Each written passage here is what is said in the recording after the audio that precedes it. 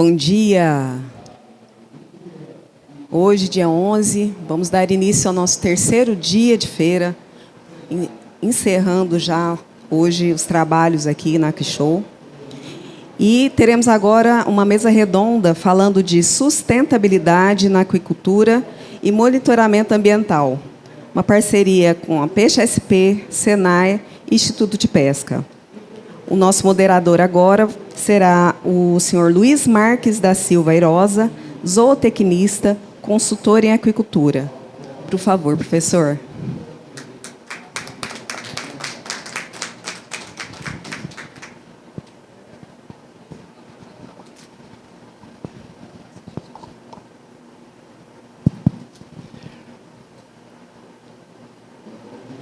Um bom dia a todos.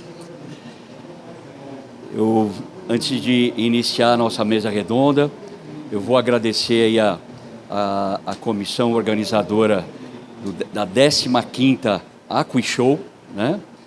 Em nome da presidente da AquiShow, a Marilza Fernandes, por nos ter convidado para poder mostrar um pouco sobre a nossa parceria, né, da Associação de Piscicultura de Águas Públicas da União e Estaduais, a Peixe SP, o Senai e o Instituto de Pesca vinculado à nossa Secretaria de Agricultura e Abastecimento do Estado de São Paulo.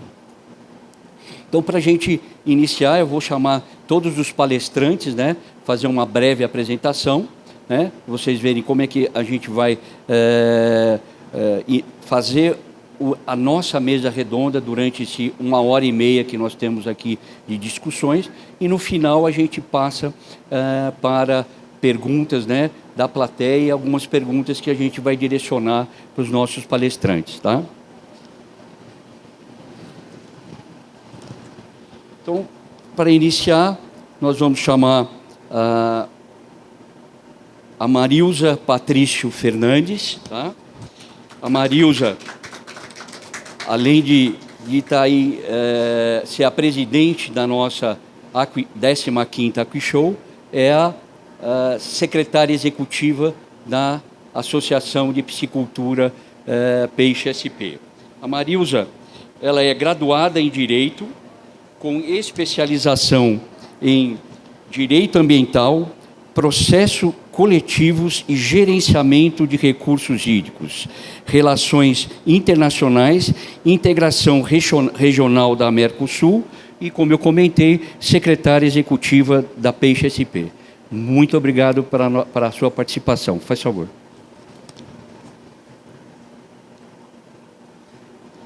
Aí nós vamos convidar o nosso segundo palestrante, Roberto Kikuy Imai.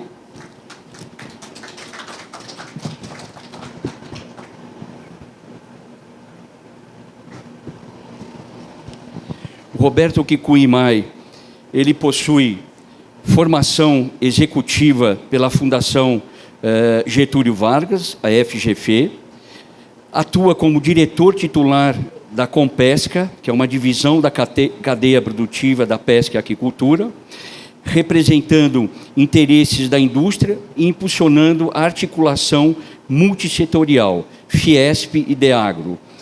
O Compesca da Fiesp, ele foi implantado em maio de 2011, com o objetivo de fortalecer e desenvolver o setor industrial brasileiro, englobando a pesca extrativa, esportiva e aquicultura. Muito obrigado, Imai. Por favor.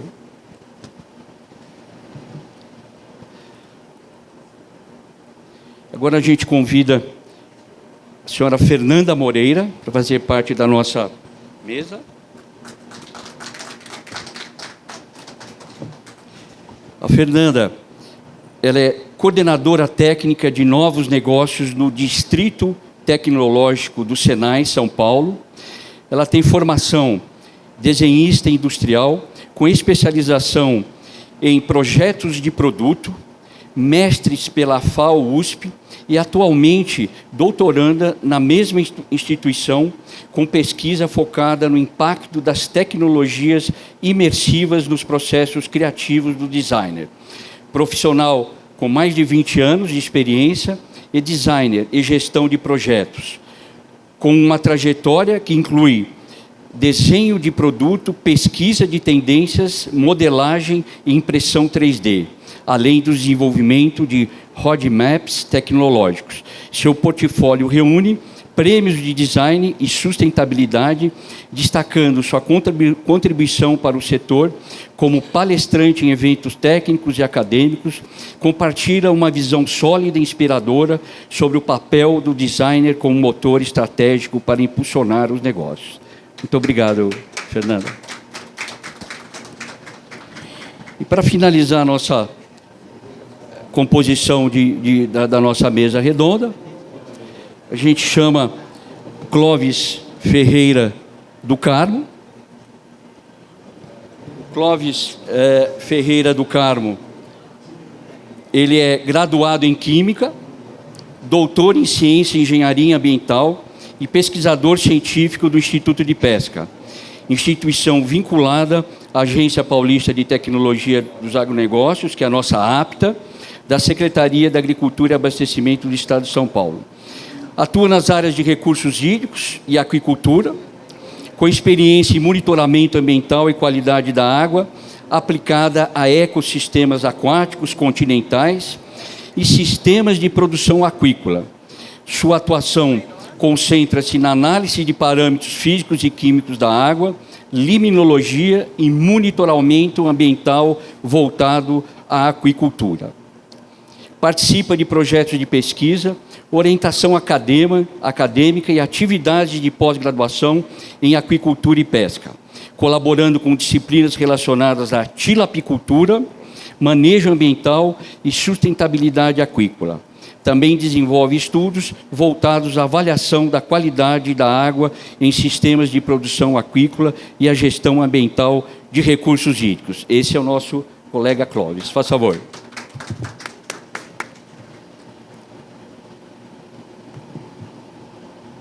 Então, para a gente iniciar a nossa mesa redonda, eu vou fazer uma breve contextualização do nosso tema, né? E, a partir dessa contextualização, cada palestrante que foi convidado vai ter 10 minutos para fazer a sua contextualização, as suas considerações. Depois a gente abre, no final, para perguntas e a gente vai direcionar também algumas perguntas para os palestrantes. Então, uma contextualização estrutural do tema, né?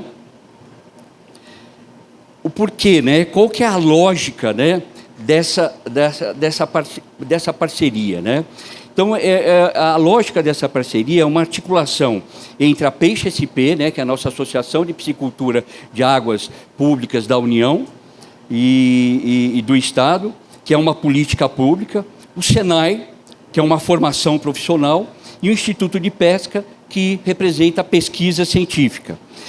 Ela segue um modelo que a gente chama de tríplice hélice. É um framework teórico de inovação que descreve a interação colaborativa entre universidades, academia, empreendedores, a indústria e o governo, instituições de pesquisa, para promover o desenvolvimento econômico e social baseado no conhecimento, no qual governo, setor produtivo e ciência atuam de forma integrada. Essa estrutura é o que confere a parceria legítima institucional, alcance prático e base técnica sólida. E por que o monitoramento ambiental é central? Historicamente, o monitoramento era tratado como exigência burocrática pelos produtores. A contextualização proposta nesse inverte essa lógica. Monitorar a qualidade de água, carga de efluente, impacto sobre corpos hídricos, passa a ser condição de competitividade. Quem monitora, produz melhor, certifica mais facilmente e acessa mercados exigentes. Qual que é o papel do SENAI nesse eixo, né? A inserção do SENAI não é periférico. A lacuna de mão de obra qualificada em aquicultura é um gargalo real no estado de São Paulo. E eu não poderia dizer também no Brasil, né? Técnicos capazes de operar sistemas de monitoramento, interpretar parâmetros físicos e químicos e aplicar boas práticas de manejo são o elo entre o conhecimento gerado pelo Instituto de Pesca e a realidade dos produtores no campo. A sustentabilidade da aquicultura e monitoramento ambiental, que é o nosso foco dessa mesa redonda, vai ser o foco das nossas palestras após a minha contextualização. Parceria Peixe-SP, Senai, Instituto de Pesca. A gente sabe que a aquicultura brasileira ocupa uma posição estratégica na proteína animal. Hoje o Brasil é considerado o quarto maior produtor de pescado do mundo, né? O estado de São Paulo está entre é o segundo maior produtor, segundo dados do anuário da nossa associação Peixe BR de 2025, né? E a aquicultura, ela sendo o Brasil um dos nossos países com maior potencial hídrico. No estado de São Paulo, a Associação de Piscicultores em Águas Paulistas da União emerge como, na minha visão, né, na minha contextualização, como política pública orientada e ao fortalecimento da cadeia produtiva, integrando tecnologia, formação profissional e responsabilidade ambiental em uma abordagem sistêmica e contemporânea.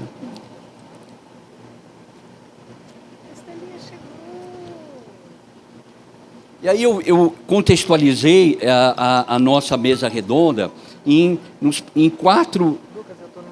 6 pilares temáticos, né, que vão ser focados durante a apresentação dos palestrantes, né, que são a qualidade da água, monitoramento contínuo de parâmetros físicos, químicos e biológicos em viveiros e tanques-redes de cultivo.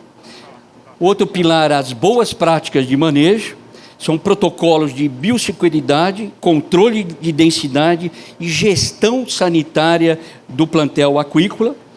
Um terceiro é o impacto ambiental, avaliação da carga orgânica dos efluentes, preservação de corpos hídricos e o licenciamento ambiental.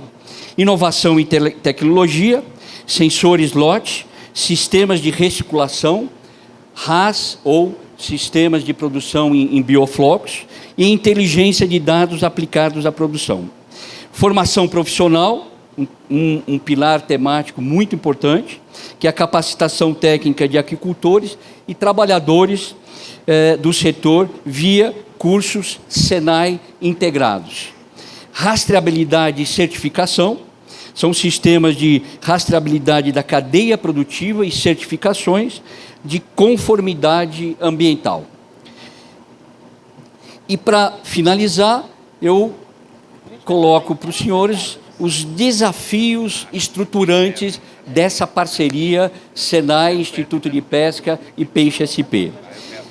Primeiro, expansão com responsabilidade, que é conciliar o crescimento da produção aquícola paulista com a preservação dos recursos hídricos superficiais e subterrâneos do Estado. Segundo, lacuna técnica, deficiência de mão de obra qualificada em monitoramento ambiental e gestão produtiva, especialmente de pequenas e médias pisciculturas. Regulação e conformidade, adequação dos produtores às exigências legais de licenciamento ambiental, outorga da água e legislação sanitária. E quarto, a transferência de conhecimento, traduzir resultados de pesquisa científicas do Instituto de Pesca em práticas acessíveis e replicáveis no campo. Então, com isso, a gente contextualiza, né, a nossa mesa redonda de sustentabilidade e vamos passar a chamar cada palestrante para fazer as suas considerações, as suas contextualizações. Eles vão ter cada um 10 minutos para fazer essa contextualização e depois a gente passa aí a perguntas direcionadas e perguntas do nosso público. Tá? Tá ok? Muito obrigado. Marilza, você inicia a nossa mesa redonda, faz favor. Tá bom. Muito obrigada aqui, Fernanda, pela sua presença, Roberto e Mai. A importância da sua participação nesse painel é muito significativa, eleva a nossa régua de vocês dois. Clóvis, muito obrigada pela sua colaboração sempre em parceria com o setor. Airosa também. Bom dia. A situação, esse projeto, eu entendo que ele despertou a importância do setor organizado no Estado de São Paulo, né? Se não fosse a participação do setor organizado via associação no Compesca, que o Roberto e Mai coordena há muitos anos, eu não sei, foi o que, mais de 20 anos isso, né? Nós não teríamos conseguido organizar essa governança. Foi uma governança construída a partir do entendimento da necessidade da gente fazer o monitoramento da qualidade das águas como uma resposta para a sustentabilidade, né, da atividade e o olhar para cada produtor associado da Peixe SP. Porque, assim, se o produtor não está associado, ele não tem uma representatividade que fala em nível institucional. Então, esta relação de organização do setor é fundamental que ela aconteça em todos os estados, em todas as regiões produtoras, porque se isso não acontecer, ele não tem a representatividade necessária que a legislação, a estrutura legal brasileira demanda, né? E, certa feita, eu, numa reunião do Compesca, ele apresentando Roberto e Mai, todo mês acontece uma reunião com temas muito relevantes para o setor do pescado no estado de São Paulo. O Compesca é o comitê de pesca, né, da diretoria, depois ele vai falar. E eu, online, lá, participando da reunião, ele levou o Sistema S para falar nessa reunião. E aí estava lá o diretor do Senai, né? E nós temos um problema muito sério no estado de São Paulo, que a CETESB hoje exige laboratórios acreditados para análise e, pasmem, coleta também agora, né, Estela? E isso encarece o custo da análise, né, para o produtor. E aí ele falando o que o Senai tinha, aí foi o Sistema S, foi todo o Sistema S, e no Senai, eu atenta ali, aí ele falou, e nós temos um laboratório acreditado. Eu falei, foi a palavra mágica ali. Aí eu esperei o fim da reunião e falei, escuta, é possível a gente fazer uma parceria entre a associação e o Senai, via Fiesp? E aí o Roberto e Mai foi a peça-chave disso, articulou uma reunião entre a associação e o Senai, e aí foi quando entrou o Instituto de Pesca. Nós fizemos uma reunião há uns 2 anos e pouco isso. O Airosa ainda estava lá, 2 anos e tanto. E aí houve uma mudança na diretoria da Fiesp, enfim, teve um certo retrocesso, depois retomou. E então a gente conseguiu fazer essa organização, enfim, que tem a associação, Senai e o Instituto de Pesca, e cada um com a sua atribuição muito claramente definida nessa parceria. Acho que todo mundo saiu ganhando, porque, de uma certa forma, assim, a credibilidade que a instituição Senai tem, ela é fundamental no convencimento, na aderência até dos produtores, né, nesse acordo, enfim. E a importância do Instituto de Pesca nisso é em função da base de dados, né? A construção da base de dados que o Estado de São Paulo passará a ter, que era uma coisa que tinha que ter começado lá atrás, quando a aquicultura começou, mas sempre é tempo. E então hoje a gente vai ter um mapeamento dessa realidade para poder monitorar o uso das águas a partir da aquicultura. E aí foi isso quem vai. O fiel depositário dessas informações será o Instituto de Pesca, né? Quero agradecer a presença da Cris aqui, que é a atual diretora do Instituto. E é um modelo assim que a gente já fez a primeira coleta, foi um piloto lá no reservatório de Ilha Solteira. A ideia é expandir isso para todo o estado de São Paulo. E eu acho que, com isso, todo o setor ganha, né? Então, essa articulação, ela surgiu de uma forma espontânea, e eu acho que, quando a coisa é para o bem, o universo conspira, né? E o resultado eu espero que seja muito positivo. Ainda estamos agora vamos para a coleta de inverno, né? Porque lá são 2 coletas, o ordinário uma só, mas o simplificado é uma, o ordinário 2, inverno e verão. E então agora a gente já vai em junho começar, mês que vem, né? Mês que vem começar a coleta de inverno. Foi muito interessante essa experiência e eu penso que ela comprova a importância da necessidade do setor estar organizado, representado, para que a associação fale com as instituições, porque é esse o papel da associação, né? Porque o psicultor está lá no campo produzindo, preocupado com a gestão, enfim, com o negócio, e ter alguém para estar representando os interesses, as necessidades, junto às instituições, governo, né, município, governo federal, só pode acontecer via a entidade setorial representativa do setor.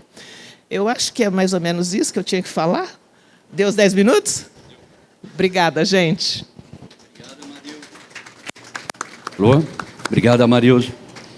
Então, vamos para dar continuidade. Nós vamos chamar agora o representante, né, o diretor executivo do Compesca, Roberto Imai, para suas considerações. Roberto, 10 minutos. Bom dia a todos. Queria agradecer a organização do evento, em nome da Marilza aqui. Muito obrigado por ter me convidado. O organizador da mesa aqui, o Airosa. Na verdade, o Airosa me meteu numa fria, porque eu não estava aqui para falar. E eu estou falando meio de sopetão, por isso eu peço desculpas às vezes, porque tem uma dislexia às vezes, e às vezes não chega tá vendo? Não chega num raciocínio muito lógico. Podem me interromper, por favor. Mas contando um pouquinho a história, tá? Há alguns anos atrás, a Fernanda falou 20 anos, alguém falou 20 anos. Poxa, eu tenho 22, 2 anos não dava para assumir nada, né? Bom, enfim. Mas alguns anos atrás eu recebi realmente a incumbência de ser o presidente do Sindicato da Indústria da Pesca. E lá a gente notou, vendo os outros sindicatos, viu o quanto que nós éramos desorganizados. E nessa hora, por indicação até do presidente da Fiesp, falou, vamos montar um comitê da cadeia produtiva, onde não só as indústrias, porque a Fiesp é a Federação das Indústrias, não só as indústrias, mas a gente tem um olhar mais holístico para começar a entender o que era a nossa cadeia produtiva. E nós montamos um comitê chamado Compesca, que a gente apelidou de Compesca, justamente para juntar elos da cadeia e juntar a pesquisa, juntar o setor bancário, o setor de financiamento, juntar todo o ecossistema. Está na moda falar ecossistema, né? Então, juntar todo o ecossistema da pesca e da aquicultura. E lá, nas primeiras reuniões, realmente deu um maior quebra-pau. O pessoal da aquicultura falava, esse pessoal da ração estão ganhando dinheiro em cima das minhas costas. O pessoal do varejo falava assim, não, vamos acabar com as taxas do varejo, etc. e tal. E depois de umas 3, 4 reuniões, e no começo foi muito difícil, a gente começa a notar que a gente tem mais convergências do que divergências. E nessa hora a gente começa a pensar como Bosque, a gente começa a pensar de um modo mais amplo, enxergar por cima. E isso fez com que a gente começasse a buscar essas sinergias. Então, no caso o primeiro grande desafio que surgiu para o Compesca foi o licenciamento ambiental. Então, trouxeram uma demanda, existia toda a questão da construção de um novo decreto, porque saía do IBAMA e entrava para as secretarias estaduais de meio ambiente, e a gente precisava levar essa questão para dentro de casa e falar, puxa, o que é aceitável, o que é possível, qual é o nosso estágio de desenvolvimento. E naquela época a gente entrou muito em questão de qualidade de água. Tá?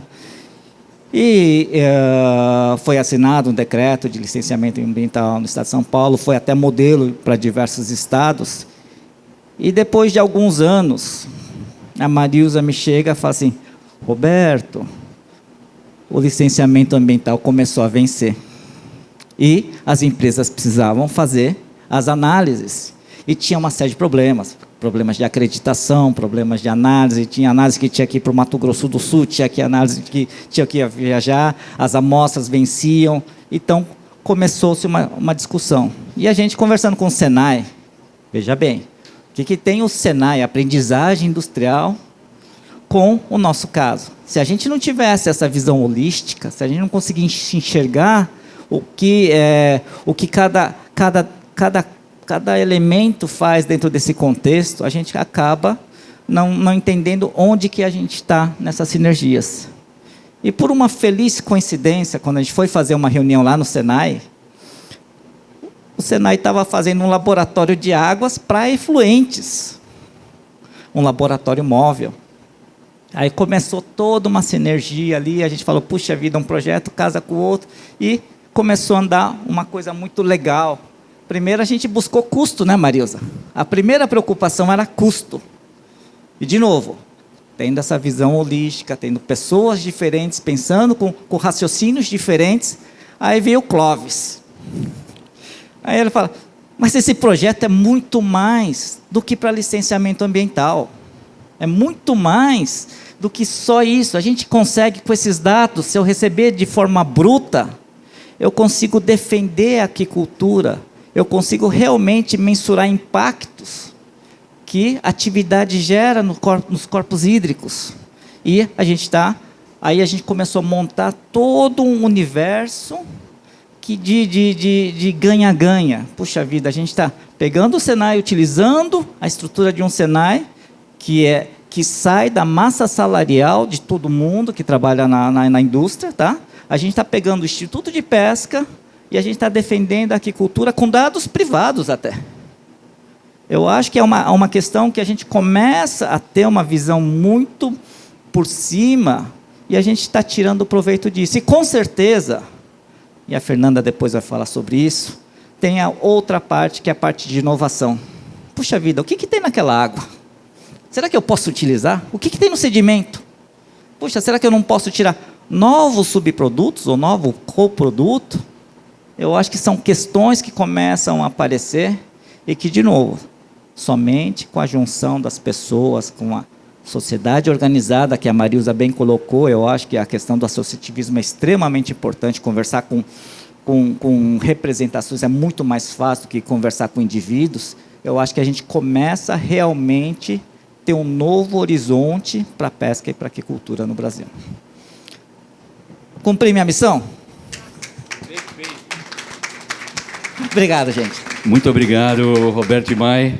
Você vê como ele, né, fala que, né, que não ia desenrolar, não sei o quê, e aí fez a apresentação do Compesca, né, das atividades, da integração, né, que o Compesca tem desde 2011, né, com o setor produtivo, com a indústria, com as instituições de pesquisa, né? O IMAI realmente é um grande parceiro de toda o desenvolvimento e a integração da nossa atividade, não só no estado de São Paulo, e também, como ele comentou, o nosso decreto, que foi publicado em 2016, é modelo para vários estados do Brasil. Fernanda, faz favor, você tem os seus 15 minutos para fazer a sua apresentação. Você vai falando, Você quer ficar para passar? Você quer que eu passe? Tanto Você que faz. sabe. Ó, Aponta pra esse onde? daqui, ó. Pra passar aqui pra baixo, né? Não, Aponta esse, pra- nesse daqui passa o slide. Esse aqui volta e aqui, ó. Tá? No meio. Tá Eu bom? aponto pra onde? Pra passar o slide? Não, tanto lugar. Qualquer lugar. Pode ser aqui. Pode ser aqui. Tá bom. Tá bom? Beleza, obrigada. É o do meio. Bom dia, pessoal. É um prazer estar aqui com todos vocês, com os meus colegas da mesa aqui também. E eu vou contar um pouquinho da nossa experiência no Senai, né, com esse laboratório móvel que nós estruturamos para atender essa demanda. Então, eu me chamo Fernanda Moreira, sou coordenadora técnica na área de novos negócios e trabalho no Senai São Paulo há 24 anos. e hoje eu cuido com um time das prospecções de metrologia do Senai São Paulo.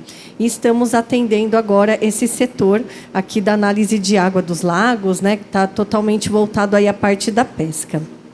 Bom, então, falando um pouquinho, né, do Estado, hoje nós temos, no Estado de São Paulo como um todo, 90 unidades que elas estão voltadas ali para a parte de educação, né? O Senai ele iniciou ali as suas atividades com essa parte de formação de mão de obra qualificada. E dentro disso nós temos também 78 unidades Senai, que são as unidades móveis, que são aquelas unidades que elas vão até o local, né, para poder fazer a formação profissional. E nós temos também toda a parte nossa de inovação e tecnologia, que hoje fica concentrada no Distrito Tecnológico do Senai São Paulo, que é em São Bernardo do Campo, que eu vou falar um pouquinho mais à frente ali dos detalhes, né, do que é o distrito. Bom, então o que é o distrito, né? O distrito ele é um grande ecossistema que ele reúne aí diversos atores que fazem parte do ecossistema da inovação. Então, nós entendemos quais são as necessidades da indústria, dos setores, né, quais são as dores, e internalizamos isso e transformamos em projetos que vão solucionar esses problemas, tá? Então, nós temos ali uma conexão com esses atores que são as universidades, as incubadoras, os fundos ali de investimentos, de fomentos, de editais. Então, nós fazemos a conexão com esses atores e transformamos esses problemas em soluções por meio de projeto. E é assim que acaba nascendo a inovação. Hoje nós estamos em São Bernardo do Campo, então nós temos uma área de 52 mil metros quadrados, tá? É uma área bem grande. Nós contamos hoje com mais de 450 colaboradores, que são pesquisadores, que estão divididos em 5 grandes áreas, que eu vou falar um pouquinho mais para frente também. E mais de 130, eles são mestres e doutores, que são os pesquisadores que acabam encabeçando, puxando aquelas linhas de pesquisa, tá? Então, nós temos projetos de vários portes, projetos de baixa, média, alta complexidade, né? O distrito ele é muito democrático, ele tem ali atendimento para todos os portes de empresa, desde uma startup, uma microempresa, uma pequena, uma média e uma grande também. A gente tem diversos tipos de configuração de projeto. Bom, e aí, assim, esse é um slide que ele mostra as 5 principais áreas que a gente tem no distrito. Então, a gente tem materiais avançados, economia circular, manufatura avançada, tecnologias digitais, sistemas de energia e meio ambiente e biotecnologia e alimentos, que tem bastante sinergia com a área aqui do setor também que a gente está nesse evento, né? E aí, dentro dessas linhas de pesquisa, eu tenho diversas especificidades, tá?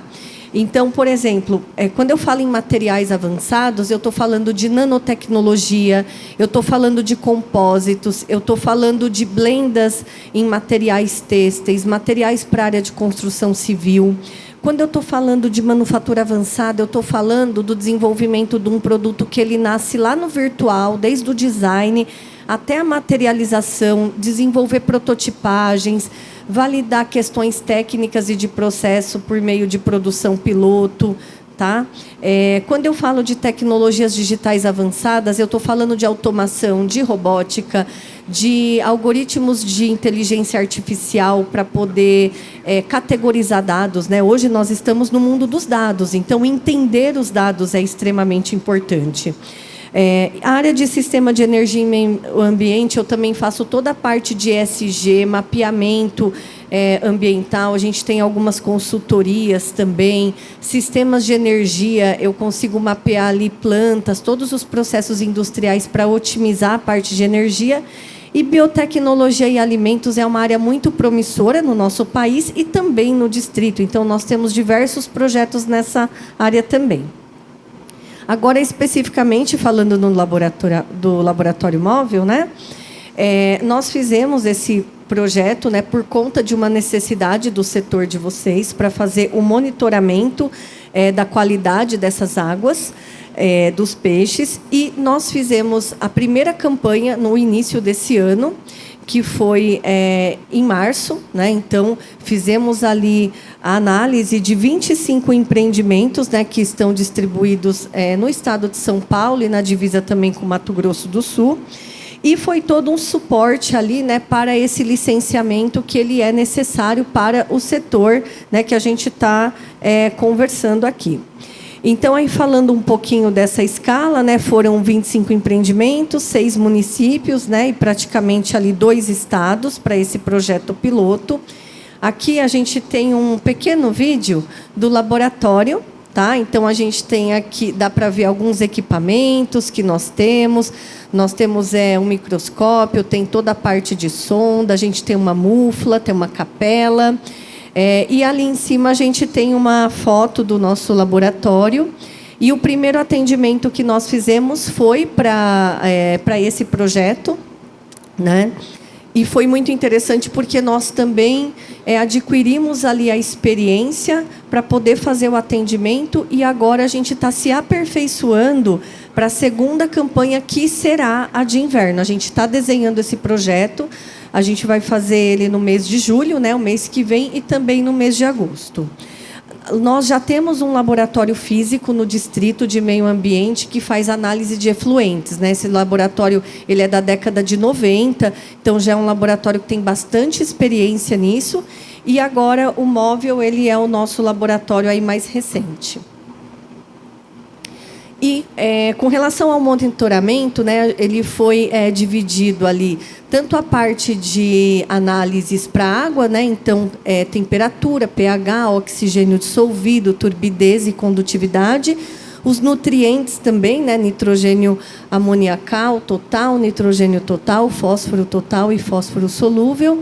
E a qualidade aqui ambiental, né, então dos sólidos, a transparência, a clorofila e a demanda bioquímica de oxigênio. Então, esse foi o monitoramento que nós fizemos para a campanha de verão. É o que a gente vai fazer novamente agora para a campanha também de inverno, tá? E aí aqui a gente tem algumas imagens que mostram um pouco dessa questão também da confiabilidade. Tanto a nossa coleta quanto o nosso laboratório, eles são acreditados pelo Inmetro, tá? Então, nós somos acreditados ali na 17.025. Isso dá, né, uma credibilidade aí também com relação ao atendimento. Então, foi realizado também com tecnologia de georreferenciamento, né?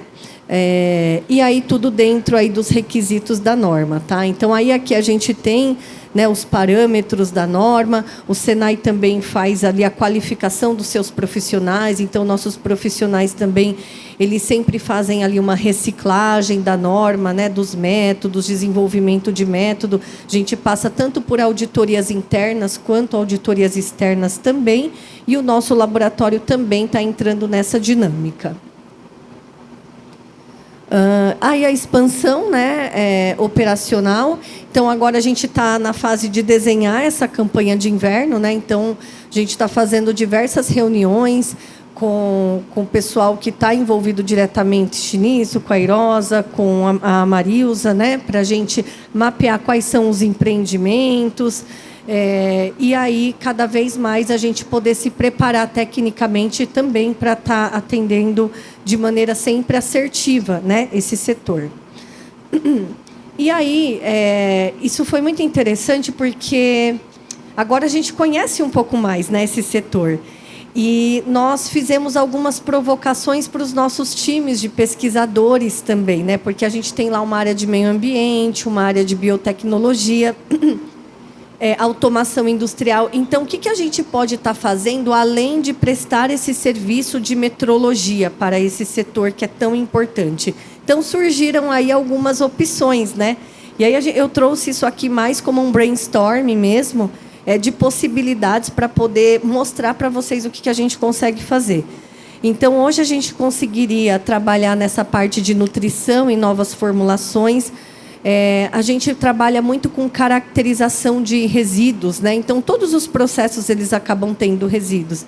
Então, de repente, caracterizar esses materiais, né, para o desenvolvimento de rações alternativas com aproveitamento de bioflocos, fazer monitoramento inteligente da produção através, por exemplo, da inserção de sensores, né? Então a gente consegue aplicar essas tecnologias para coletar dados, valorização também do resíduo, né, e da circularidade. E a parte também de automação de vacinas e peixes, que eu pude ontem conhecer um pouquinho aqui visitando a feira, né? Então, já existem tecnologias, mas a gente consegue também entrar ali nessas tecnologias, de repente, para fazer um aperfeiçoamento, né? Entraria bastante essa parte de automação industrial. Com relação à parte de meio ambiente, de consultorias, nós temos também ali algumas possibilidades para estar apoiando o setor de vocês. Então, a parte de gestão ambiental de ESG, de economia circular também, trabalhando essa questão aí dos resíduos, dos efluentes, né? Então, todas essas oportunidades que a gente tem aí para poder gerar esse valor. E eficiência operacional. Então, hoje, com relação a consumo energético, que é um tema que está muito em alta também, a gente consegue estar colocando aí, abarcando algumas tecnologias para poder fazer esse monitoramento também e aumentar a competitividade do negócio de vocês. Tá? Então, assim, um recado, né, que eu deixo agora na minha fala aqui, né, já finalizando aqui o meu tempo. O Senai ele está aqui para poder apoiar, né, a competitividade da indústria, é a missão do Senai. E fazendo aí um link com o distrito, como que a gente consegue fazer isso? Através da prestação dos serviços tecnológicos, dos laboratórios metrológicos. Então, hoje o Senai São Paulo ele tem 22 laboratórios metrológicos e 13 estão no distrito, nos mais diversos temas. Então, eu tenho lá laboratório de efluente, de têxteis, de cerâmica, polímeros, óleos e lubrificantes, né? O de efluentes, que é esse de meio ambiente, e agora com a extensão do laboratório móvel. Então, nós estamos aqui para apoiar, né, a indústria, os setores, no que eles precisarem, né? E com o objetivo de aumentar a competitividade aí da nossa indústria e dos nossos setores, né, no nosso país. Então, é essa a mensagem final que eu deixo aqui, né? E agora eu vou me juntar aqui aos meus colegas, né, para dar continuidade aqui no painel. Muito obrigado. Alô? Muito obrigado, Fernanda. Eu acho que, assim, essa parceria que está acontecendo a partir, né, de 2 anos que ela está sendo consolidada, né, e o Senai veio hoje aqui, né, mostrar, né, apresentar que além desse laboratório móvel, existem vários outros produtos, né, e inovação que o Senai poderá trazer para o nosso setor de aquicultura. A Fernanda é a primeira vez que ela está conhecendo o setor, né? Então ela chegou ontem, eu fiz a apresentação de todas as empresas que estão aqui na AquiShow, né? E ela ficou realmente, eu senti que ela ficou muito contente, surpreendente, né? De como o setor hoje está inovando, né? Com novas tecnologias, muita automação do sistema produtivo, né? Então, agradeço muito aí pela sua colocação, Fernanda, pela sua disponibilidade de estar aqui hoje participando dessa mesa redonda. Então, para finalizar essa parte agora de apresentação, eu vou chamar o colega Dr. Clóvis para ele fazer a apresentação dele aí sobre as nossas atividades desse laboratório móvel. Clóvis, está com você. É que esse aqui está para acabar.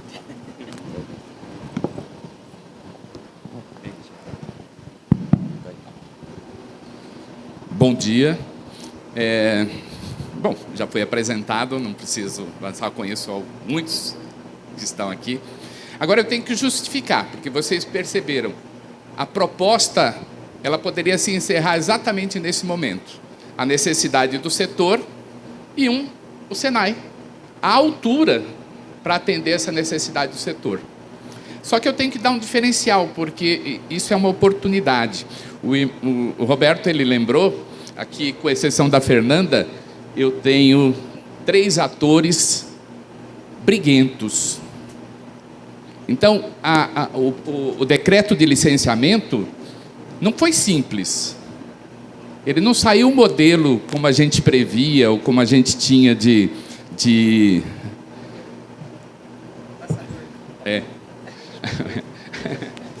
Aqui eu vou para frente. Tá. Ele não saiu assim sem muita briga, né, na realidade. E agora, o que eu tenho que inserir? Eu tenho que inserir uma instituição de pesquisa nesse modelo, nessa proposta. Então, o Instituto de Pesca, ele é uma instituição de pesquisa científica. Nós atendemos a Secretaria da Agricultura do Estado de São Paulo e temos a missão de promover soluções científicas, tecnológicas e inovadoras para o desenvolvimento sustentável da cadeia de valor da pesca e da aquicultura. E a missão de ser parceiro, é isso que eu vou dar ênfase, ser parceiro estratégico da cadeia do pescado para torná-la mais competitiva e sustentável. É essa a premissa. Então, a parceria. Porque, na realidade, o Emerson, ele comenta muito conosco que ele sente as dificuldades, ele fala isso. O Estado, o agente público, ele não precisa proibir, ele basta dificultar. Dentro dessa dificuldade, ele impede toda a ação de um setor ou desenvolvimento de um setor. Então, quando a gente falou lá do decreto, o decreto de 2016, o EMAI nos chamou a atenção, o Roberto nos chamou a atenção, que 2012 foi o primeiro decreto, ele foi revogado em 2014, porque dizem que leis, elas podem não pegar, você é obrigado a cumprir, mas ela não pega. Então, era impossível atender a peculiaridade das exigências do licenciamento naquele momento para o Estado de São Paulo. Era impossível. Então, 2012 o primeiro, 2014 o segundo, 2 anos depois, o terceiro decreto, 2016. Com a mesma base, a base não mudou. Então, a base é a Resolução 413. E quem conhece a Resolução 413 sabe que, para o Estado de São Paulo, a peculiaridade que a tilapicultura era o carro-chefe, e, automaticamente, dentro do potencial de severidade, que era uma estratégia da resolução de segurar espécies exóticas, de reter a expansão das espécies exóticas, isso não se aplicava no Estado de São Paulo. Era impossível. Então, qualquer pequeno produtor, ele estaria vinculado a um processo de licenciamento mais caro, mais pesado. Ele não tinha possibilidade de simplificar esse processo, apesar de ser chamado de licenciamento simplificado ou ordinário. Quer dizer, o pequeno produtor, nós queríamos uma diferenciação para ele. E 3 atores aqui, muita briga, muita compreensão, saiu o nosso decreto com os seguintes avanços, entre outros, eu vou só destacar 2. Primeiro deles, o potencial de severidade que colocava a espécie, a tilápia, como uma espécie exótica e dificultava todo o processo de licenciamento. Então, o decreto ele substituiu o potencial de severidade por uma lista de espécies autorizadas para cultivo. Então, a tilápia entrou lá. Ela é exótica, eu não consigo tirar isso da mentalidade de qualquer órgão ambiental. Só que ela é uma exótica introduzida, oficialmente. Então, dentro do cenário e a peculiaridade do Estado de São Paulo, não fazia sentido eu colocar um pequeno produtor num licenciamento extremamente mais complexo, com uma espécie estabelecida já. Vou usar o termo estabelecida porque aqui não tem ecólogo, né? Eu preciso de um estudo muito mais complexo para dizer que ela está estabelecida. Mas ela foi introduzida. E o outro, o pequeno empreendimento, ele saiu da Secretaria de Meio Ambiente e veio para a Secretaria da Agricultura, através da declaração de conformidade da atividade da aquicultura. Então, com esses avanços, o que o Roberto comentou, ele virou meio modelo. O pessoal do MPA, Juliana, uma vez ela nos perguntou assim, como é que vocês conseguiram criar a declaração de conformidade para a atividade de aquicultura? E pior, como é que vocês conseguiram que esse licenciamento, porque é um licenciamento, é a dispensa, né? O conhecido dispensa que existia anteriormente, é um licenciamento. Como é que vocês conseguiram colocar ele na Secretaria da Agricultura?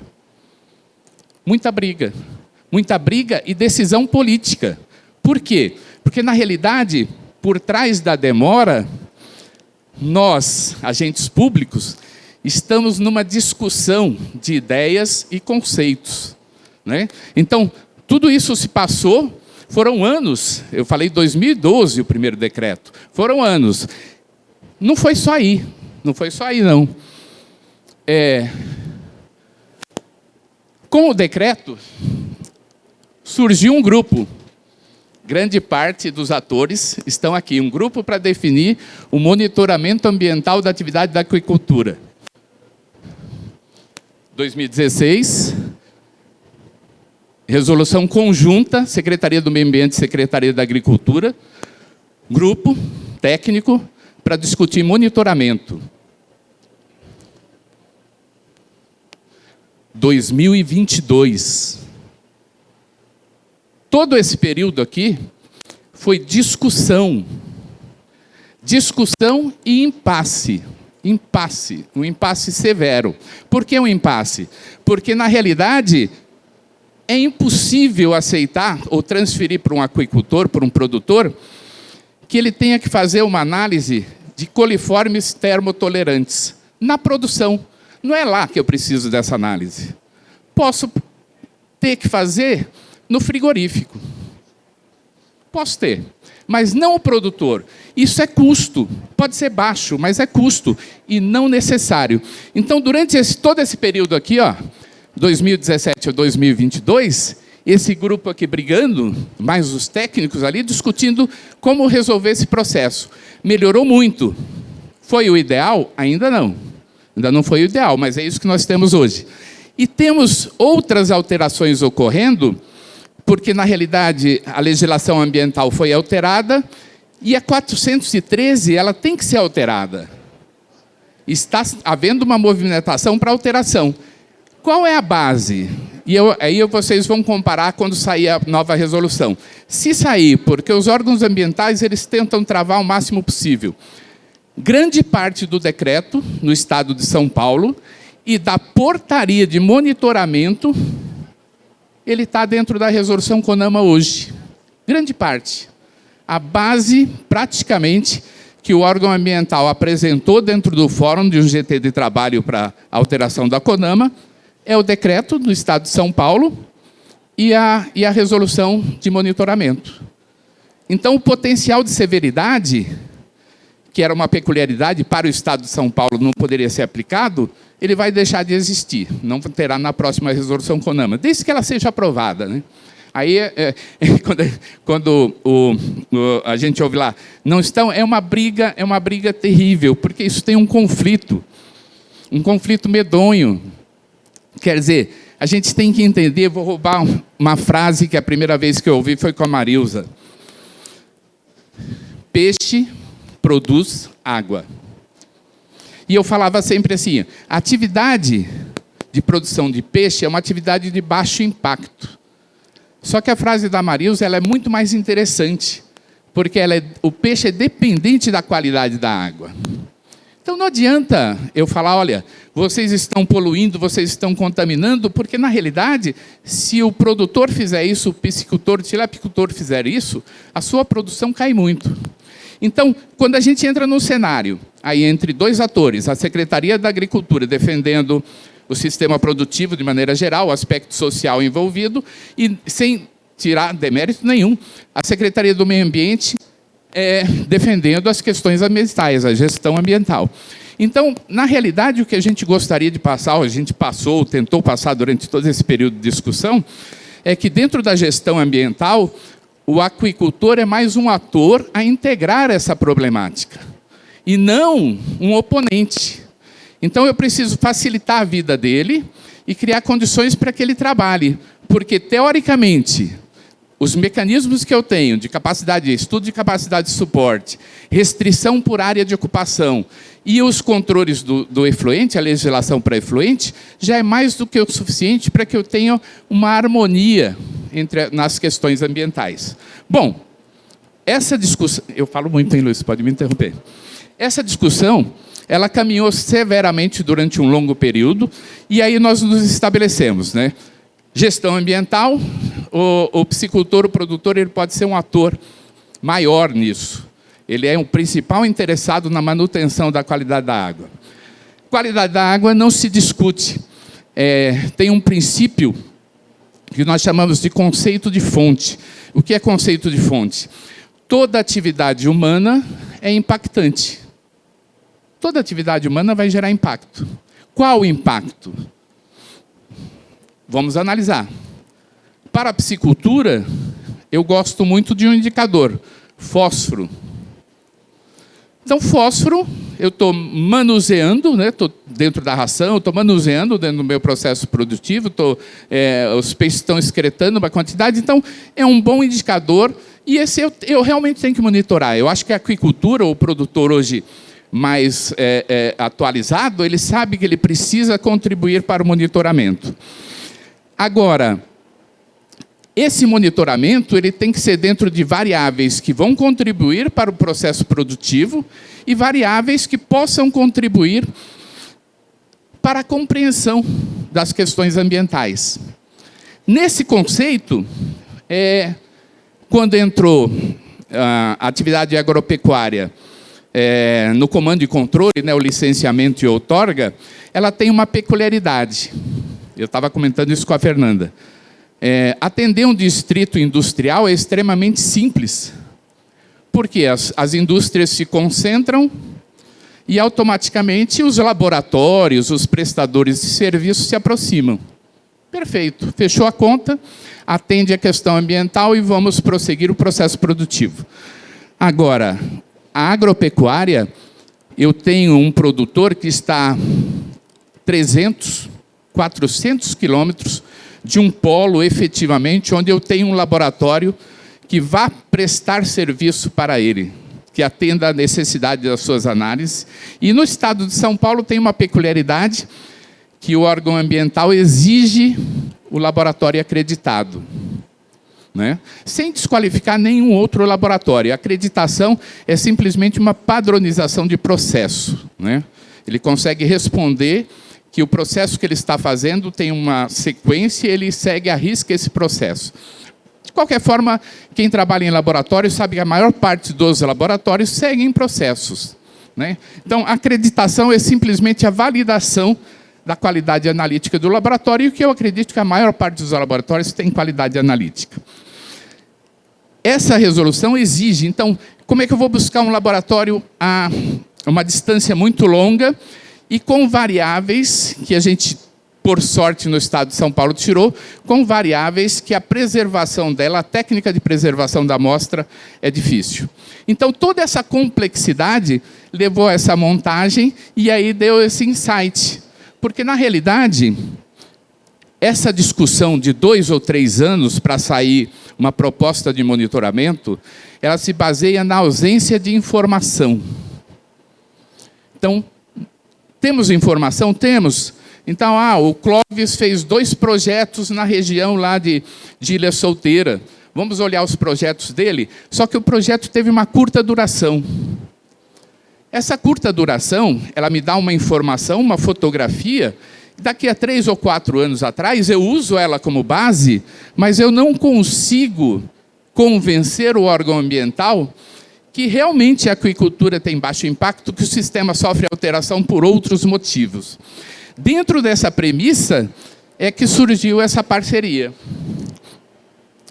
Na realidade, aí a gente tinha uma série de desafios. Primeiro, foi o Senai aceitar o desafio. A gente acha que o Roberto colocou de maneira harmoniosa.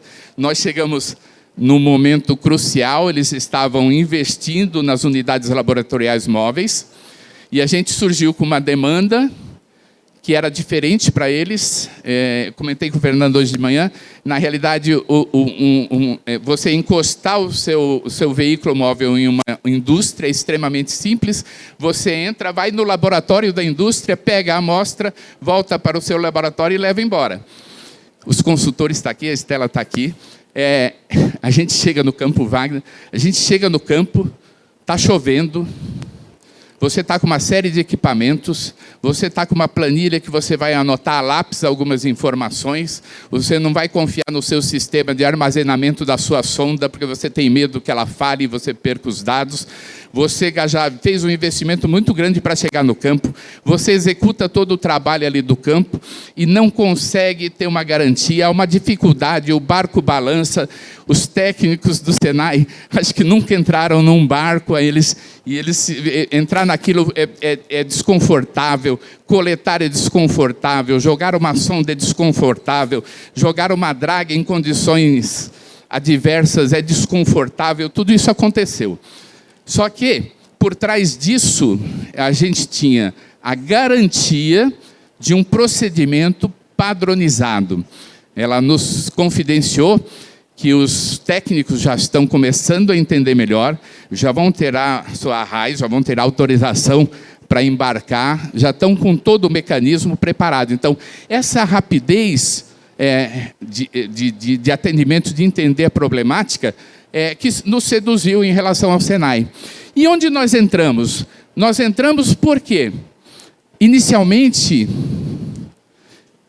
eu fiz uma proposta que eu entraria no contrato que o empreendedor iria ceder os dados para o Instituto de Pesca.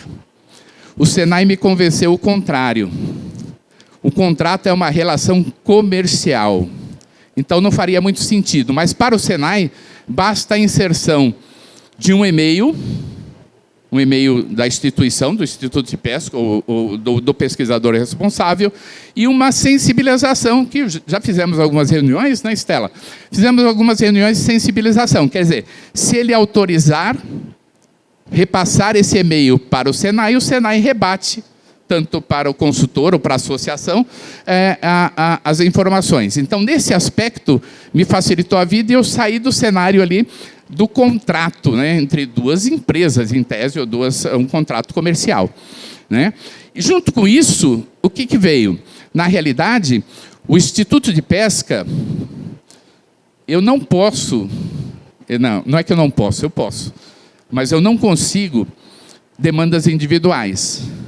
Então, nós estamos aqui em 30 pessoas, aí 30 pessoas, o Instituto de Pesca pode analisar, interpretar ou fazer alguma interpretação para os meus dados. Se vocês chegarem lá, por mais boa vontade que eu tenha, eu não consigo atender a todos individualmente. Então, a associação. O cenário da associação é primordial para que isso funcione. Pode ser uma cooperativa, esse é um modelo. Pode ser uma cooperativa ou qualquer outra coisa, desde que a demanda para a instituição ela chegue vinculada e eu consiga ter um cenário. Então, a proposta, ela iniciou, tempo esgotado. Ela tem uma série de desafios da parceria. Né? O primeiro desafio era a viabilidade econômica. Não adiantava nada, depois de todo o esforço, a planilha da Fernanda, colocar um custo maior do que o agricultor já tem hoje. Aí a associação e a articulação aqui concentrou o maior número de empreendimentos, porque o custo ele reduz. Se o Senai saísse para atender um único empreendimento em Ilha Solteira, esquece. Seria impossível. Então, essa gestão da associação, esse trabalho da associação, viabilizou. Aí eu já comecei a ficar feliz, porque toda essa história poderia não ter dado certo. Comecei a ficar extremamente feliz. Metodologia analítica. Então, as primeiras análises já saíram. Eu já comecei a receber algumas informações. Por quê? Porque, na realidade, o nitrogênio total lá apareceu soma de nitrito, nitrato e nitrogênio amoniacal. Alguns laboratórios fazem uma análise de nitrogênio total. A primeira pergunta foi, posso comparar? Isso aqui faz sentido? Eu falei, faz sentido. Eu aceito, é uma padronização da composição do nitrogênio total. Para o estado de São Paulo, o órgão ambiental, a CETESB, ela tem uma referência de 10 microgramas por litro de clorofila, para que eles comecem a achar que a proliferação de cianobactéria, esses termos são chatos, mas a proliferação de cianobactéria possa acontecer. O Senai, a metodologia deles, o limite de detecção do método é 20 microgramas por litro. Então, vai estar lá, abaixo de 20 microgramas por litro. Para atender a Resolução 413, ou classe 2, que o Estado de São Paulo leva muito em consideração, abaixo de 20, perfeito, sem problema algum. Só que a CETESB, em alguns técnicos da CETESB, podem começar algum conflito, porque abaixo de 20 pode ser superior a 10, então ele pode pedir uma análise de cianobactéria. O agente ambiental pode pedir qualquer uma complementação de análise. Então, essa é uma contextualização. Isso eu já internalizei. Então, na discussão com o órgão ambiental, a gente tem que começar a confrontar a informação, só que eu preciso ir subsidiado, né? Nesse conceito de metodologia analítica, eu acho que já está consensual. E o último desafio dessa parceria é a continuidade. Comentei com a Fernanda que uma peculiaridade nossa vamos fazer o monitoramento em janeiro, o próximo é em julho. Me procura em junho, que a gente define quando fazer esse monitoramento. Até porque quem trabalha no agronegócio sabe, é uma outra dinâmica, e eles precisam de um planejamento amplo. A continuidade, quer dizer, convencer que isso é um processo, convencer que nós vamos tentar melhorar muito em qualidade, isso é um modelo, e em algum momento o Senai não vai conseguir atender a todos, ele pode ser replicado por um bom laboratório, ele pode replicar esse modelo, entender que essa associação ela pode trabalhar para diversificar essa proposta, colocar em diversos locais o mesmo modelo, e o que fica para a instituição?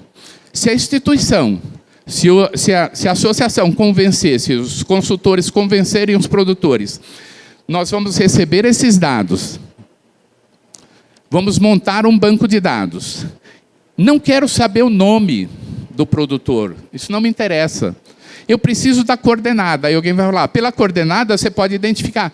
Não, mas não é isso. Aí é a relação que eu vou esperar de confiança. Isso não vai ser nominal, não me interessa o produtor. O que me interessa é que eu vou ter informação espacial e temporal de qualidade de água do ambiente em questão, da região em questão, seja viveiros escavados ou seja tanque-rede. No caso tanque-rede, eu tenho uma variação espacial e temporal do reservatório. Quando eu sentar para discussão, como órgão público, eu vou sentar novamente com a Secretaria de Meio Ambiente para discussão, eu vou conseguir ter uma argumentação muito bem fundamentada para conseguir convencer da situação ou cenário da aquicultura. E quando esse produtor nos procurar, e essa devolutiva é uma intenção, esse banco de dados, a proposta, isso é plano, hein? Uma perspectiva, eu estou fazendo uma projeção para o futuro, que esse banco de dados ele deva ser aberto e eu consiga manter devolutivas para o produtor da sua condição, quando ele lhe interessar, da sua condição em relação ao ambiente, da sua condição em relação à média de outros valores obtidos em outros empreendimentos. O que acontece no cenário da sua produção. Então, esse é o desafio. A gente conseguir consolidar esse banco de dados. Hoje nós não temos nada. Aí alguém pode me falar assim, mas deveríamos ter começado desde o início do processo em que se exigiu o licenciamento. Era impossível, porque estava muito espalhado isso. Por isso, essa concentração, essa aposta, inicialmente com o Senai, que ele consiga atender o maior número de produtores. Por quê?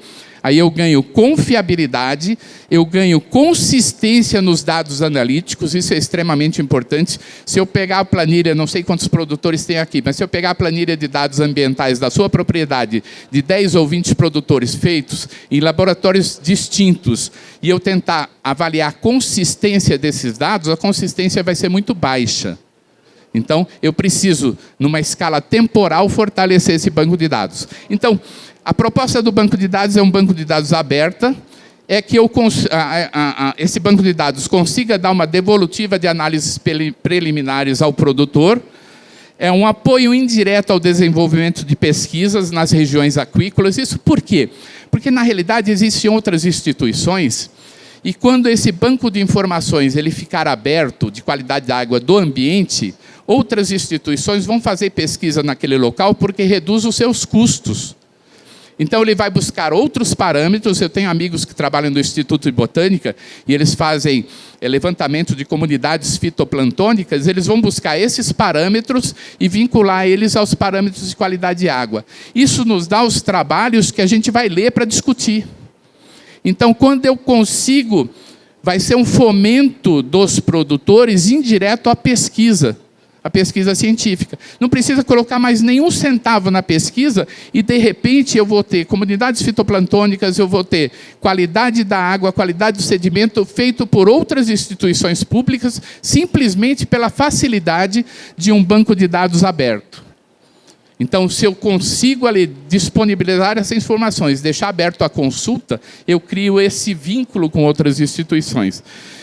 E, por último, é alinhar a todas as expectativas, né?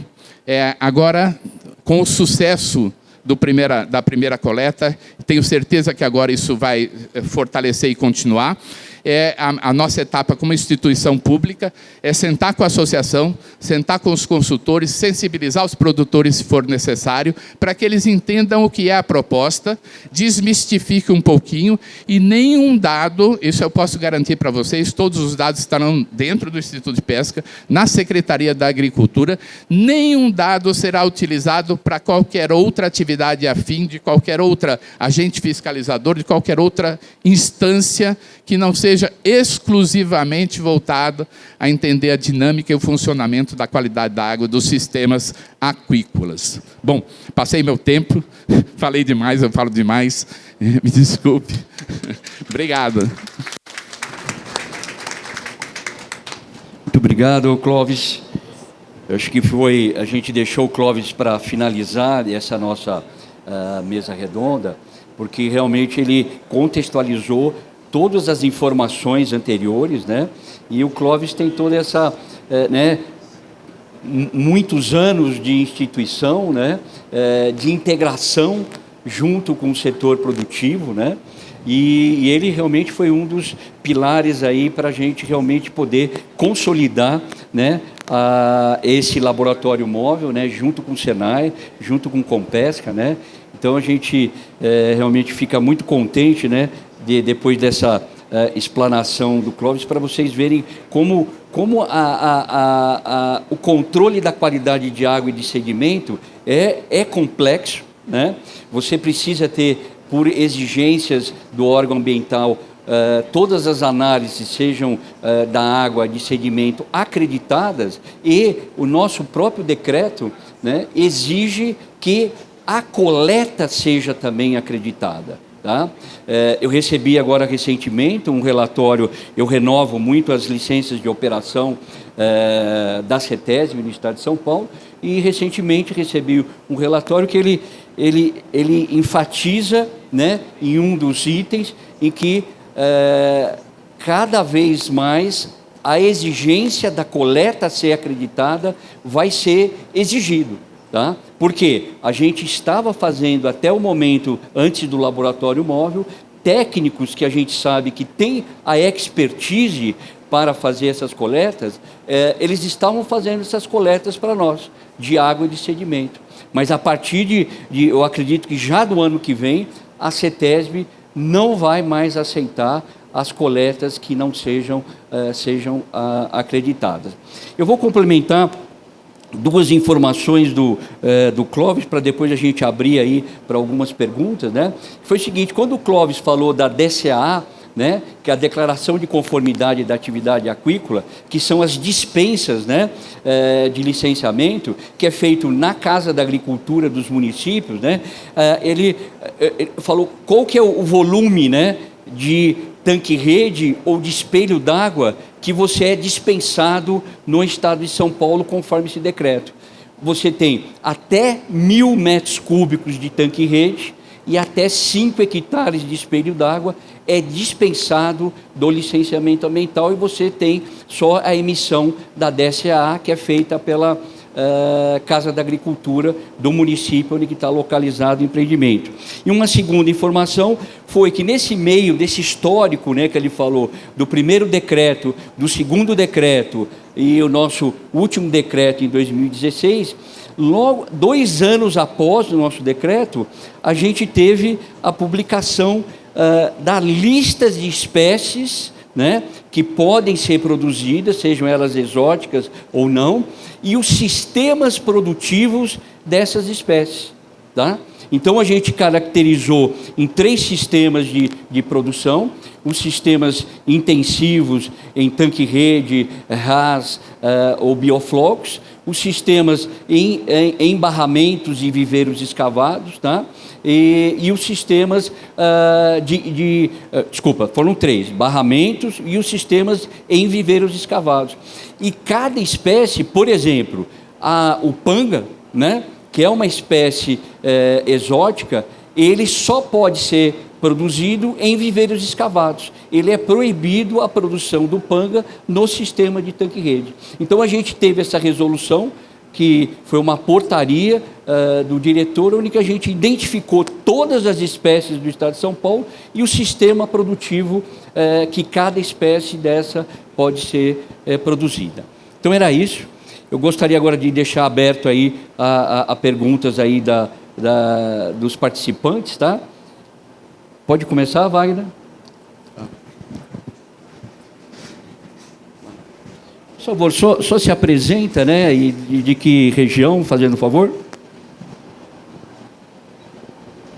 Bom dia a todos, parabenizo a todos pela apresentação. Sou Wagner Camis, produtor, e estou nessa briga aí com todos, desde o começo do Compesca, quando a gente se reunia numa salinha lá, que mal é mal cabiam 4 pessoas. O que eu gostaria, assim, aqui, deixar claro para as pessoas que estão vendo isso, esse fantástico, esse modelo pronto, que muita luta ocorreu, conseguimos redução de custo significativo das análises, dos parâmetros que eram solicitados, né? Eu não sei em quantos, você comentou dos coliformes, mas teve outros parâmetros que eles exigiam, que nós conseguimos derrubar. E esse ordenamento, no meu entendimento, que vai além disso daí, que com certeza, né, porque aqui no Brasil nada se cria, tudo se copia, né, o que faz em São Paulo replica para o país inteiro. E esse modelo vai ser importantíssimo para o crescimento do setor, porque nós vamos conseguir realmente determinar a capacidade de suporte dos reservatórios, que no meu entendimento são totalmente chutados. Se vocês fizerem uma análise de todas as capacidades do Brasil inteiro, você vai ver que é tudo o mesmo número. Tem reservatórios que estão eutrofizados, porque imitaram lâmina d'água, e com essas análises nós vamos conseguir realmente determinar. Num segundo momento, mais importante, é também nós termos, via associação, ou criar o ordenamento dos reservatórios, porque existem pontos de maior preferência dentro dos reservatórios por logística e tudo mais, o que já tivemos aí em Ilha Solteira, pontos sendo eutrofizados pela alta concentração.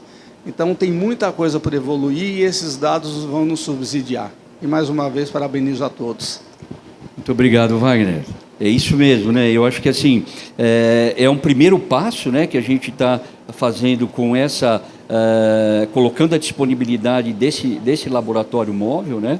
E é o que o Wagner falou. Eu acho que a gente tem, hoje, uma metodologia e uma análise da capacidade de suporte pela Agência Nacional das Águas, junto com o Ministério da Pesca, né, igual para todas as bacias hidrográficas do estado do Brasil, né? Então, a gente tem tempos de residência desses reservatórios que tem que ser levado em consideração, o planejamento, o ordenamento, né, das áreas aquícolas dentro de um braço, num determinado reservatório, e o caminho é esse, né? Eu acho que, assim, o Clóvis deixou bem claro esse banco de dados, né, onde que historicamente a gente vai ter uma análise da bacia hidrográfica, do reservatório como um todo, e poder, com isso, com esses resultados, fazer ações de políticas públicas, né, para um determinado investimento, por exemplo, né, em um determinado reservatório. É isso mesmo. Obrigado, Wagner.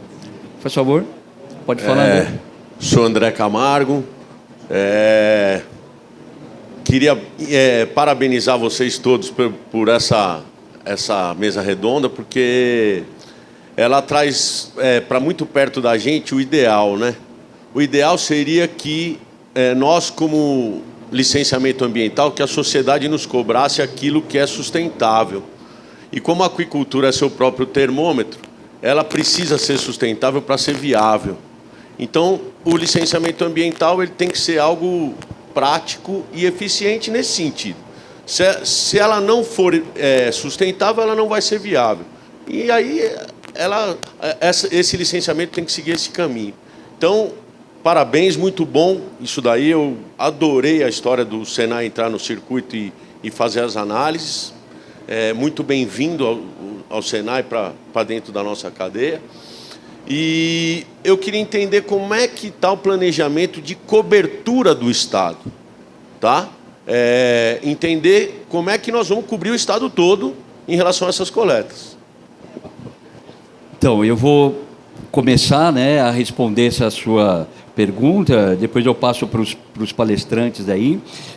Nós iniciamos como um modelo, né, um piloto, desculpa, na bacia hidrográfica do Paraná, né, no reservatório de Ilha Solteira, onde que a gente tinha, num primeiro momento, né, uma maior concentração de áreas aquícolas, né, e uma maior renovação de licenças de operação que a CETESB estava exigindo. Mas, já no início do ano, né, eu já coloquei para a Fernanda, né, para a própria Peixe SP e para o próprio Instituto de Pesca, em que, a partir do ano que vem, a gente vai começar a desenhar, nesse segundo semestre, quais outras bacias hidrográficas nós vamos iniciar o trabalho no Estado de São Paulo. Com certeza, nós vamos iniciar o ano que vem a bacia do Paranapanema, onde nós temos uma concentração boa de empreendimentos. Nós temos associados da Peixe SP lá, associados da Peixe BR lá, né? E, a partir do Paranapanema, nós devemos partir para a bacia do Rio Grande. Tá? Vamos ver se a gente consegue já conciliar, né, essas duas bacias já para o ano que vem.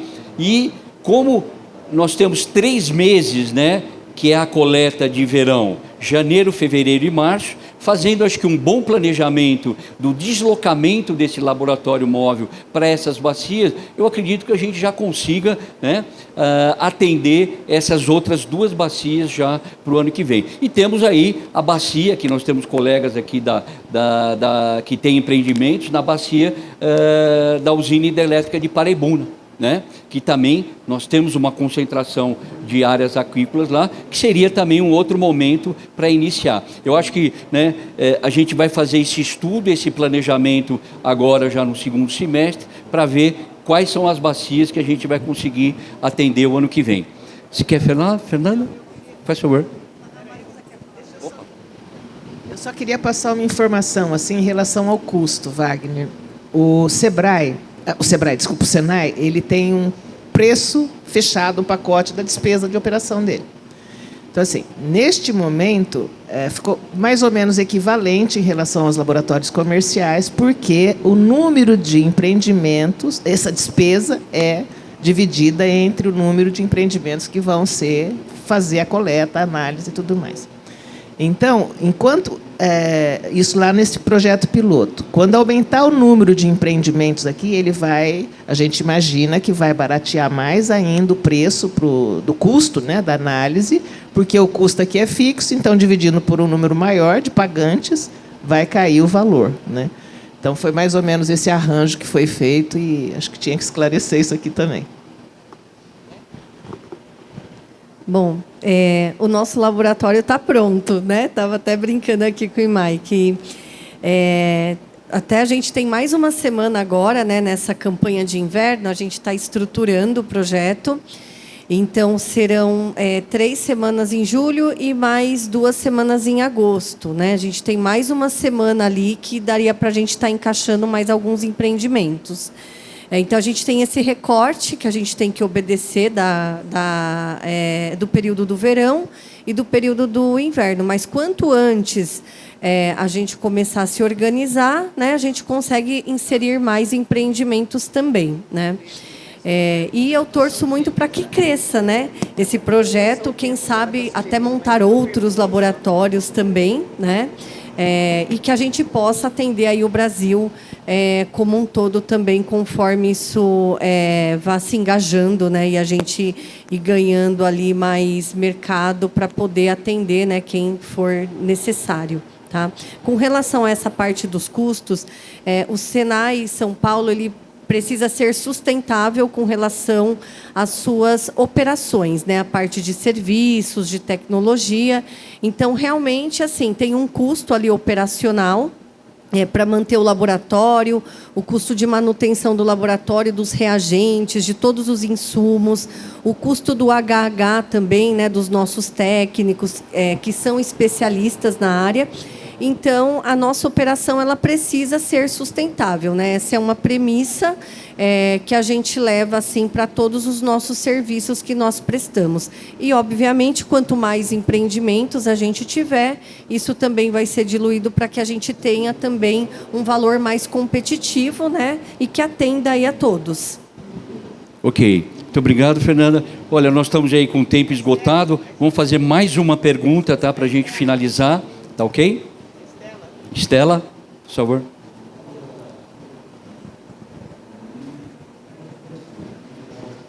Bom dia, eu sou Estela Megiani, sou consultora ambiental. Trabalho bastante na aquicultura, na região de Ilha Solteira e Água Vermelha. A minha colocação ela é mais pensando no depois. Tá? Eu só queria até fazer um relato de que o dia que nós estamos iniciando a primeira coleta com o Senai num empreendimento, nesse mesmo momento chegou a Ana e chegou o Ministério da Pesca para fazer, olhar, ver ração, porque a questão de fósforo e todas essas coisas. Aí nós temos a entrega do relatório à CETESB, que tem lá os seus números, os seus dados, o que ela considera bom, médio, ruim, péssimo, entendeu? Quer dizer, como é que nós vamos trabalhar isso depois? Como é que vai ser essa interação entre o Instituto da Pesca, que vai fazer o seu banco de dados, que vai fazer um retrato real da questão ambiental da agricultura, como é que nós vamos conversar isso com a CETESB, como a gente vai conversar isso com a Ana, como que a gente vai conversar isso com a MPA. Porque a gente, individualmente, enquanto produtor, não tem como fazer essa conversa. E é isso que eu gostaria de... Como é que a gente vai pensar o depois. E foi muito importante a coleta, tá? Eu participei de várias. E como eu faço esse tipo de coleta desde 2015, é um diferencial enorme entre a gente ter um laboratório comercial ou um laboratório... A condição, toda a qualidade da coleta foi 1000 vezes melhor. Eu agradeço, foi muito bom mesmo. Obrigada. Obrigado a você, Estela. Muito boa essa pergunta. Eu acho que eu vou passar aqui ao colega do Instituto de Pesca, né? Ou se alguém também quiser falar, mas aqui realmente a gente está com o tempo esgotado para responder aí a sua pergunta, Estela. Estela, eu vou justificar no modelo Chapa Branca, como instituição pública. Não faz o menor sentido,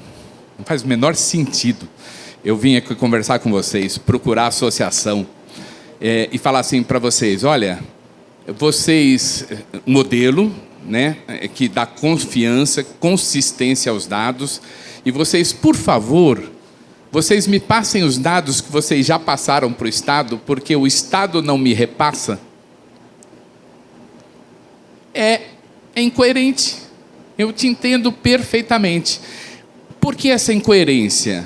Porque a CETESB recebe esses dados e, entre as suas atribuições, que são muitas, o trabalhar esse dado talvez não seja feito de forma eficiente. Então, quando eu pego o Instituto de Pesca, uma instituição de pesquisa, a gente busca fomento e aquela informação é tão preciosa que a gente tortura ela demais. Então, eu não consigo ter acesso à Secretaria de Meio Ambiente e sentar no banco deles e falar: eu não quero informação de ninguém, eu só quero os dados brutos para que eu trabalhe com eles. Não consigo, não tenho acesso. E tem outra, na discussão, aquilo que você viu, 2017 a 2022, para sair uma proposta de monitoramento, aquilo vocês não estavam participando, mas era debate do tipo que o diretor, não era o Luiz, acho que era o Wander, nós chegamos na Secretaria do Meio Ambiente, eu e o Wander, eu estava na assessoria dele, e veio a secretária do secretário, com um volume em papel, na época ainda era em papel, que era as nossas discussões, onde saíram 2 propostas. Eram 4 secretarias envolvidas, 2 do Meio Ambiente e 2 da Secretaria da Agricultura. Uma proposta da Secretaria da Agricultura e uma proposta do Meio Ambiente, de monitoramento, muito diferentes. E faltava vontade política. E ela chegou para o diretor do Instituto de Pesca e fez o seguinte questionamento: dá para resolver isso? Por sorte, ele respondeu: dá. É só vocês decidirem. Porque a Secretaria da Agricultura não vai endossar a proposta do Meio Ambiente, porque ela considera impossível de execução, e nós não vamos defender junto a isso ao setor, porque nós temos proximidade ao setor, e nós defendemos a nossa. Resumo da ópera. Alguém sentou lá, chamou alguns atores, e aí saiu, porque eu uso, o coliforme não é o mais importante, mas ele é simbólico. Ele é simbólico, não faz o menor sentido fazer uma análise de coliformes termotolerantes. E aí, na proposta do Meio Ambiente, continuava lá. Então, saiu. Não atendeu nenhum nem outro, saiu um meio, mas ficou muito melhor do que o que estava vigente. Tanto é isso que, se você abrir o site da Secretaria do Meio Ambiente, a resolução conjunta não está lá. Você sabe. Não está por quê, se ela foi aprovada? Então, eu vou externalizar internalidades negativas. E vocês sabem disso, e eu reconheço as críticas, a gente tenta mudar. O Estado é lento e, às vezes, por falta de condições, é ineficiente. Eu não precisaria estar aqui, pedindo: Estela, autoriza, Marilza, por favor, fala com o pessoal, junto o pessoal, autoriza, Senai, me coloca num contrato aí, para eu poder receber os dados. Ou não dá, o contrato é comercial, então eu vou conversar no mano a mano, vou tentar sensibilizar. Não precisaria disso. Você já mandou os dados. Todos os produtores já mandaram os dados. O Estado não consegue potencializar, porque capacitação e capacidade ele tem. Então, se esse dado chegar no Instituto de Pesca, ele vai ser trabalhado. Quando você tiver um litígio, ou quando um produtor tiver um litígio, ele vai bater ali, na associação, vai falar: está acontecendo isso. Se aconteceu com um, vai acontecer com todos que estejam na mesma condição, com todos que estejam na mesma condição. Então, aí nós somos acionados e a gente consegue responder ou individualmente ou de forma coletiva. Onde? Nos bastidores. Então, vai sair a Cristiane, que é a minha diretora hoje do Instituto de Pesca. Eu vou lá: Cristiane, olha, eu tenho esse problema, isso aqui a Secretaria do Meio Ambiente não está levando em consideração. Nós vamos bater lá, não vamos ser ouvidos. Ela vai passar para o secretário. Secretário com secretário, talvez dê negócio. Se não der negócio, aí nossos colegas, com algum deputado, com alguém influente, vai lá e bate: olha, eu estou sensibilizado com aquela causa. Vai dar problema. Nós vimos o Ministério Público, entre outros fatores, não é só esse, mas nós vimos o Ministério Público bater muito na piscicultura marinha. Eu não acho mais nenhuma produção marinha. Então, eu não posso deixar acontecer isso no continente. Sendo que quem vai para Santa Fé, ou para Ilhas Solteiras, vê aquilo pujante, né? Você vê caminhões transitando, levando pessoas a trabalhar, voltando com peixe, é um negócio maravilhoso. Não dá para, né, em função o Emerson fala sempre isso. Não preciso negar. Vocês estão criando dificuldade. A dificuldade já é o suficiente para nos atrapalhar. Então, a intenção, depois de a gente conseguir esse banco de dados, é a gente conseguir responder conjuntamente. seja individual, num problema específico, porque aí eu tenho informação, eu consigo ver o cenário, se eu estiver compartilhando os dados daquele produtor, eu consigo ver o cenário, um histórico daquele cenário e contextualizar de maneira mais acadêmica e científica e levar essa discussão. Se não convencer por argumentos técnicos, aí a gente internaliza para tentar por outras vias. Essa é a intenção. Mas a informação é o básico, né? Valeu, gente. Muito obrigado. Né? Airosa. E estamos todos à disposição. Airosa. Oi. Aqui. Opa. Na realidade, assim, eu sei que o tempo está esgotado, mas eu acho que é importante. Essa questão do que fazer depois, eu acho que, assim, tem uma questão que, às vezes, a gente terceiriza nossos problemas. Eu falo como empresário, eu falo como setor privado. Eu acho que a partir do momento que a gente se contextualiza a minha produção, as minhas práticas, a minha ração, os meus insumos dentro de um contexto, eu consigo até entender as minhas falhas. Eu acho que a partir do momento que a gente se insere num todo, a gente consegue entender o que eu estou fazendo de bom ou o que eu estou fazendo de errado. Eu acho que neste ponto é muito importante essa interação e essa globalização da informação. Perfeito, Imael, muito obrigado.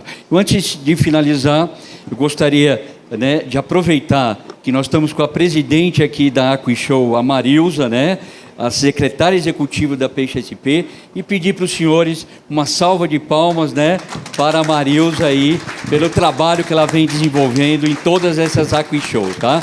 Muito obrigado e um bom dia a todos.